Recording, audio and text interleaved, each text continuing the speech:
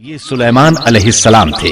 اللہ تعالیٰ نے آپ کو فیصلہ کرنے کی زبردست صلاحیت عطا فرمائی تھی۔ سورۃ الانبیاء آیت 87 میں ہے۔ اور داؤد اور سلیمان کو یاد کیجئے جبکہ وہ کھیت کے معاملے میں فیصلہ کر رہے تھے کہ کچھ لوگوں کی بکریاں اس میں چر چک گئی تھیں اور ان کے فیصلے میں ہم موجود تھے۔ ہوا یہ کہ دو آدمی ہمسائے تھے، ان میں جھگڑا ہو گیا۔ ان میں سے ایک کے پاس کھیت تھا، اس میں اس نے فصل بو رکھی تھی۔ دوسرے کے پاس کچھ بکریاں تھیں۔ بکریوں کا چرواہا رات کے وقت دیوار والے دروازے کو بند کر دیتا تھا تاکہ بکریاں نکل کر فصل کو نقصان نہ پہنچائیں۔ ایک دن وہ دروازہ بند کرنا بھول گیا۔ بکریاں کھیت میں آ کر چرنے لگیں، فصل خراب ہو گئی۔ دونوں داؤد علیہ السلام کے پاس آئے، اپنا مقدمہ پیش کیا۔ داؤد علیہ السلام قاضی بھی تھے۔ اس وقت سلیمان علیہ السلام کہیں گئے ہوئے تھے۔ داؤد علیہ السلام مقدمہ سن کر کہنے لگے، یہ بکریوں والے کی سستی کا نتیجہ ہے۔ اس کا حل یہی ہے کہ وہ تیری بکریاں اپنی تحویل میں لے لے۔ دونوں فریق باہر نکلے تو سلیمان علیہ السلام سے ملاقات ہوئی۔ انہوں نے تفصیل سن کر فرمایا، میرے ساتھ آؤ۔ وہ انہیں داؤد علیہ السلام کے پاس لے آئے اور بولے، اس مقدمے کا اس سے بہتر فیصلہ یہ ہے کہ یہ بکریاں زمین والے کو دے دیں اور زمین بکریوں والے کو۔ جب بکریوں والا زمین کو پہلی حالت میں اگا دے گا تو آپ دونوں کی چیزیں انہیں لوٹا دیں۔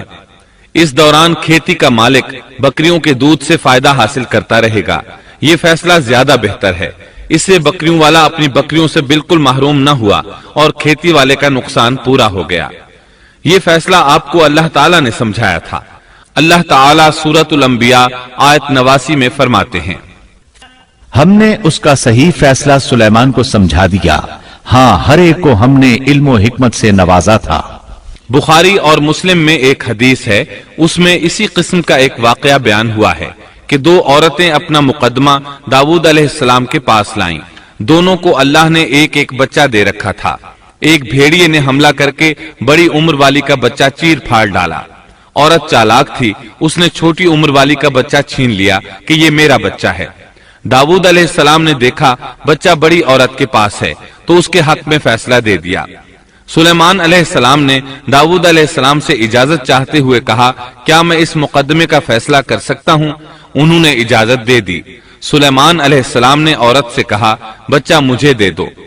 بچہ ہاتھ میں لے کر انہوں نے تلوار نکالی اور دونوں عورتوں سے فرمایا، میں اس کے دو ٹکڑے کر کے تم دونوں میں برابر برابر تقسیم کرنے لگا ہوں۔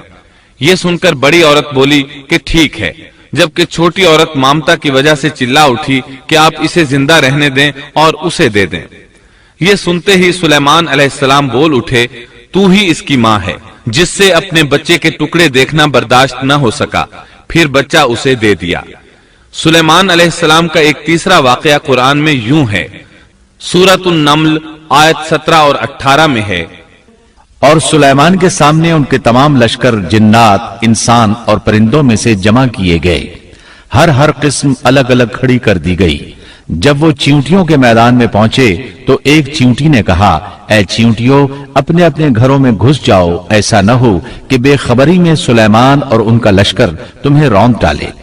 ان تمام لشکروں کو اکٹھا کیا گیا تھا۔ اللہ تعالیٰ نے چیونٹی کی یہ بات سلیمان علیہ السلام کو سنوا دی۔